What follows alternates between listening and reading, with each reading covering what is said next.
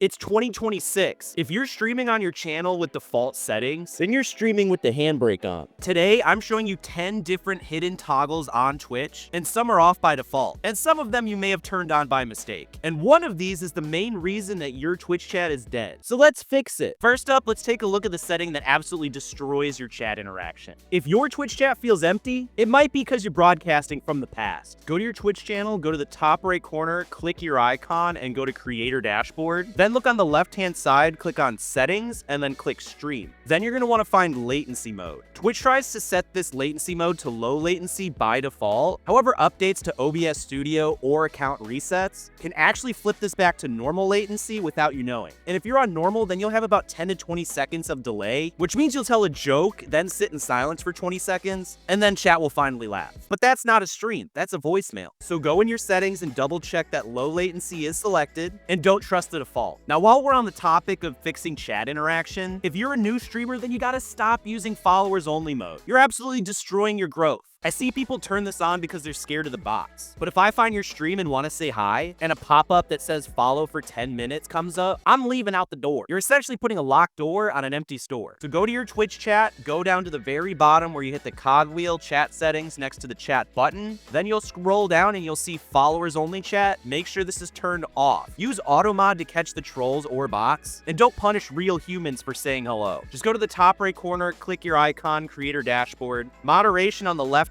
side and settings, and you can customize all your auto mod stuff here. Now, this next one is actually really dangerous for your content. If you're a new streamer, Twitch actually doesn't save your streams when you press end by default. That means if you had a really good stream yesterday, but you didn't toggle this setting on, then it's going to be gone forever. We fixed this by going to your Twitch channel, going to the top right corner, clicking the icon, Creator Dashboard, settings on the left-hand side, click it, and then go to stream, and then we're going to scroll down to where you see store past broadcasts. Make sure this is turned on, and while you're here, you might as well enable always publish VODs on, because if you don't, then your little past broadcasts, aka your streams that you've done, will be hidden by default for all your viewers, which ultimately hurts your discovery, and we don't want that. Now, those settings are all sort of set and forget, but there's a whole other set of settings that you need to check every single time you go live. I'm talking about your bitrate, your mute button, your game audio, and that's why I created the pre-stream cheat sheet. It's the exact pilot's checklist that I use before every single stream, and it's free. The link is in the description down below in the pinned comment, so grab it, save your stream, and thank me later. Now let's go back to the dashboard, but this one's a little controversial. We gotta talk about raids, because you might be blocking your big break on Twitch without knowing. Go to your Twitch channel, go to the top right corner, click your icon, Creator Dashboard, go to the left-hand side, click Settings, and then Stream. Scroll all the way down until you see raids, because sometimes the Twitch safety onboarding you fill out encourages you to lock this down to getting raids from friends only. So make sure that you don't have any of these checked, because if a bigger streamer than you wants to dump their 500 plus viewers to your channel and you have your door locked, then you just cost yourself a career-changing moment. Just make sure to allow raids from channels that meet the following requirements, and you can set these to what you want. I have it set to 2 because I don't like getting spammed with one-person raids, because that means literally anyone can raid you. But other than that, I like to keep everything pretty clear. You could theoretically change this from 30 to 1, so if you want to do that, you can too. But speaking of bots, if you turned off the follower-only mode like we did earlier, then you're going to need a bouncer to make sure that you don't get hit. Here's how to stop those art scammer bots on Twitch without lifting a finger. Go to your Twitch channel, top right corner, click the icon, Creator Dashboard, look on the left-hand side where it says Moderation, and then hit Settings. Then we'll go to Auto Mod and Message Filtering, and we're going to click on View Advanced Settings. Then scroll all the way down until you see Block Terms and Phrases.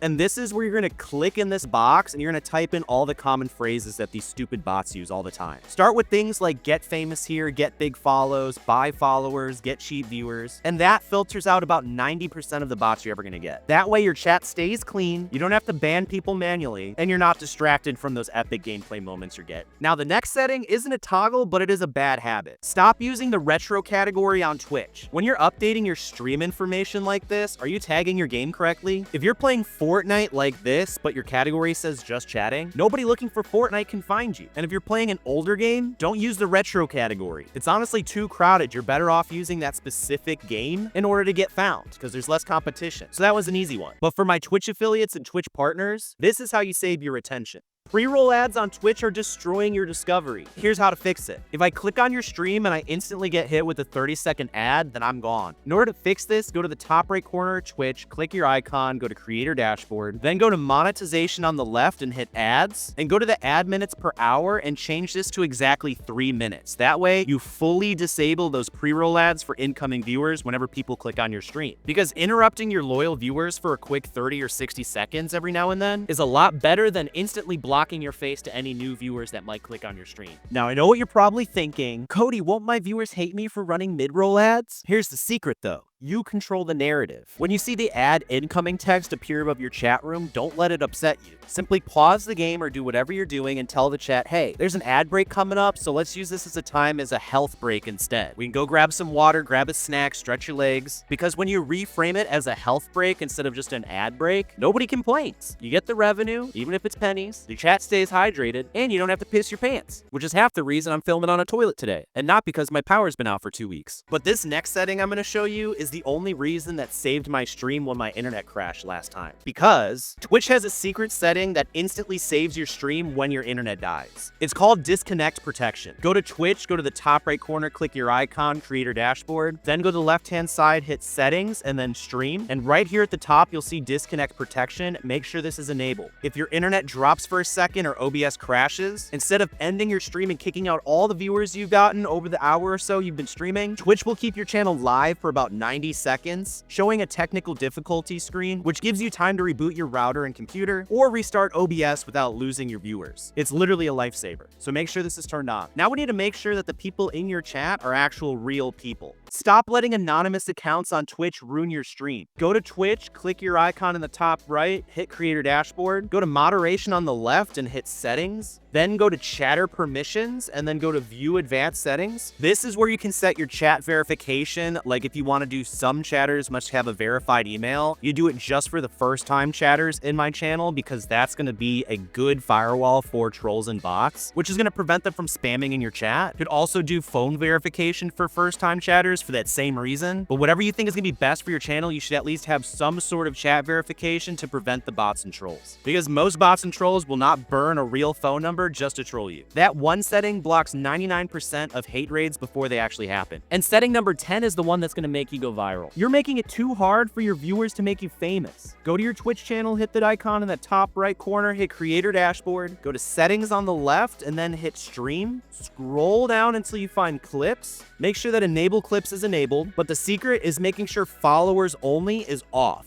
Because if a random person's watching your stream and finds a funny moment, you want them to clip and share it. That's all the work done for you. If you force them to follow first, then they're not going to bother to share the clip right away. So let the strangers make you go viral and remove the friction. So go change those 10 settings. Don't assume they're already set up correctly. And seriously, stop guessing with your tech. Download the free pre-stream cheat sheet right below this video. It's completely free and has stuff we didn't talk about in this video as well. So grab it in the description below. And if you want to know what streaming gear you should buy, watch this playlist to the side of me. I have so many recommendations in this playlist, so go give it a watch. My name's Cody, and I will see you in the next one.